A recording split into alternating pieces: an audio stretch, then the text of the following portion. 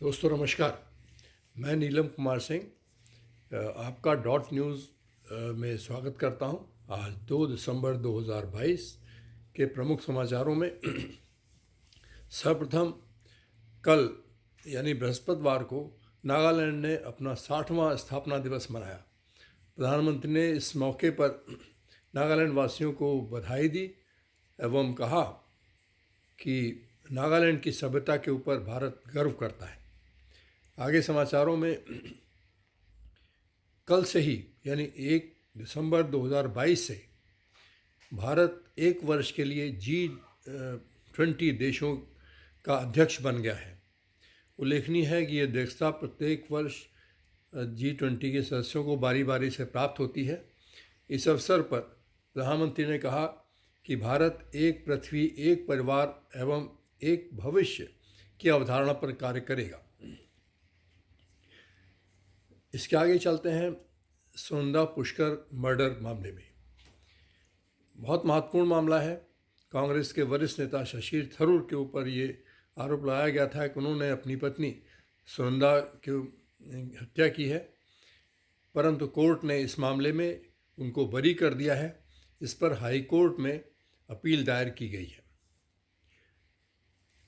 बच्चों के यौन शोषण के बारे में समय समय पर खबरें आती रहती हैं। इसी संबंध में ऑनलाइन जो साहित्य बांटा जाता है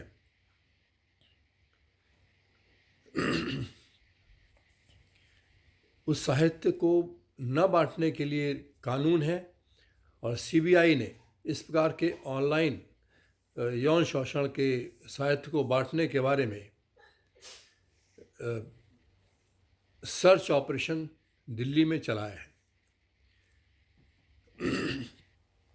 इन्फोर्समेंट डायरेक्टरेट, आजकल ये नाम सभी के जबान पर रहता है, ने नागपुर में 7 स्थानों पर सर्च ऑपरेशन चलाया है, जिसमें अधिकतर चार्टर्ड अकाउंटेंट हैं।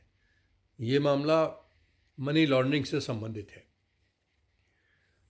भारत के भूतपूर्व क्रिकेटर अशोक मल्होत्रा और जतिन परांजय को बीसीसीआई ने क्रिकेट एडवाइजरी कमेटी में रखा है, जो कि खिलाड़ियों के चयन के लिए कार्य करेगी।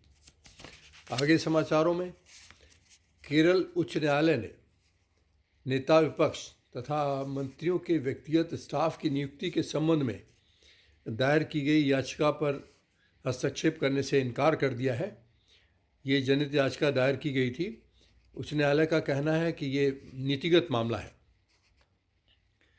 एक अन्य महत्वपूर्ण निर्देश में केंद्र सरकार द्वारा स्कूलों, शराब, शस्त्र तथा इस प्रकार के वस्तुओं के विज्ञापन को गौरवशाली रूप में दिखाने के बारे में सतर्क रहने को कहा है। ये एक महत्वपूर्ण निर्णय है क्योंकि लोगों पर इसका बहुत अधिक प्रभाव पड़ता है।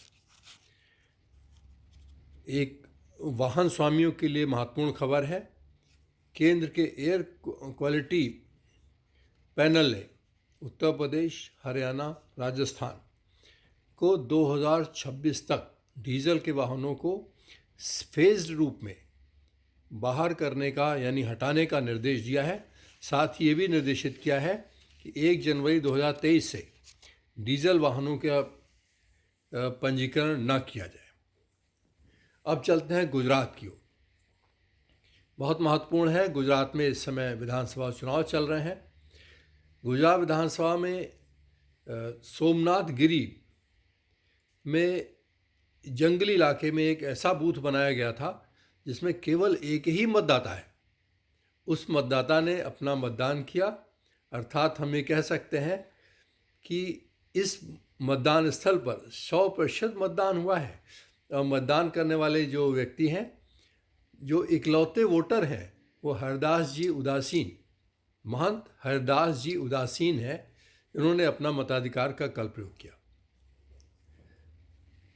कल गुजरात का प्रथम चरण का चुनाव संपन्न हुआ। 79 सीटों में मतदान हुआ है।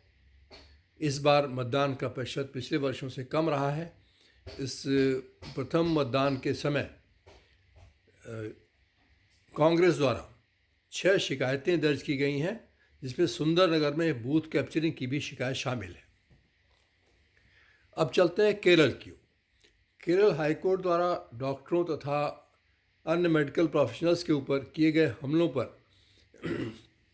चिंता जाहिर करते हुए पुलिस को निर्देश दिया है कि वो 1 घंटे के अंदर एफआईआर करना सुनिश्चित करें।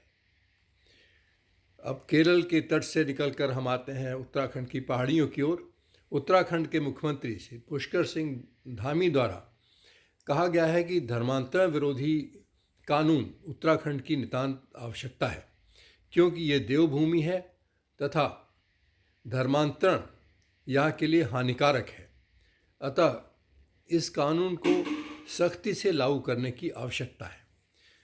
यहाँ पर मैं उल्लेख करना चाहूँगा कि धर्म व्यक्तिगत विषय होता है और इस पर शासन, केंद्र सरकार, राज्य सरकारों को गहराई से सामाजिक और मनोवैज्ञानिक आधार पर निर्णय करना चाहिए। ये मेरा सुझाव है। अब कुछ हिंदुस्तान से बाहर की भी बात कर लेते हैं। स्पेन की राजधानी मैड्रिड में अमेरिकी दूतावास में एक संदिग्ध पैकेट बरामद हुआ है।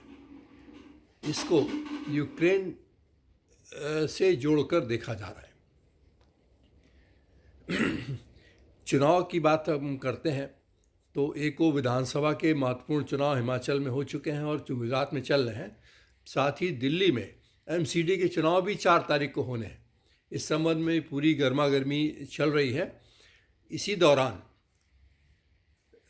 दिल्ली के उप मुख्यमंत्री श्री मनोज सिसोदिया, जो कि बहुत चर्चा में रहे हैं, इनके ऊपर काफ़ी दबाव भी रहा है। इन्होंने कहा है कि हम यदि चुनाव जीतते हैं, एमसीडी पर काबिज होते हैं, तो एमसीडी कर्मचारियों को समय पर वेतन मिलेगा, लैंडफिल का काम समय पर कराया जाएगा और साथ ही रेजिडेंट वेलफेयर एसोसिएशन के अंदर इन एसोसिएशन को मिनी काउंसिलर का दर्जा देते हुए वैधानिकता प्रदान की जाएगी। ये एक महत्वपूर्ण निर्णय है। इसके अलावा आज की महत्वपूर्ण खबरों में मैं उल्लेख करना चाहूँगा कि आईसीएसई और आईएससी की परीक्षाएं 13 फरवरी से प्रारंभ होने जा रही हैं। फीफा वर्ल्ड कप में बेल्जियम, जो एक महत्वपूर्ण अवयव है, महत्वपूर्ण देश है, फीफा वर्ल्ड कप से बाहर हो गया है। एक अन्य खबर सैनिकों से संबंधित है। भारतीय बीएसएफ का जवान, जो कि भूलवश पाकिस्तान की सीमा में प्रवेश कर गया था, वो पाकिस्तान ने बीएसएफ को वापस कर दिया है। इसके अलावा एक अन्य खबर उत्तर प्रदेश के इटावा ज़िले से, जो कि एक अच्छी खबर है। इटावा में जो एक चंबल नदी है, जिसको कभी डाकुओं के नाम से जाना जाता था, आज वहाँ पर 200 से अधिक डॉल्फिन वहाँ पर अपनी अटखेलियाँ करती दिखाई देती हैं। डॉल्फिन ऐसा मछली है जो कि मानवों की तरह भी व्यवहार कर लेती है। इनकी अटखेलियाँ वहाँ पर देखी जा रही हैं। 1989 में वहाँ पर डॉल्फिन मछली के जोड़े को डाला गया था और वो वहाँ पर अच्छी तरह फल फूल रही हैं। इसके अलावा इटावा से एक अन्य खबर भी है। वहाँ पर एक धारा 144 लगा दी गई है। फोटोस्टेट मशीनों के इस्तेमाल पर रोक लगा दी गई है। कोविड के जो प्रोटोकॉल है उसका कड़ाई से अनुपालन करने के निर्देश दिए गए हैं। ये कार्रवाई आगामी चुनाव को दृष्टिगत रखते हुए की गई है।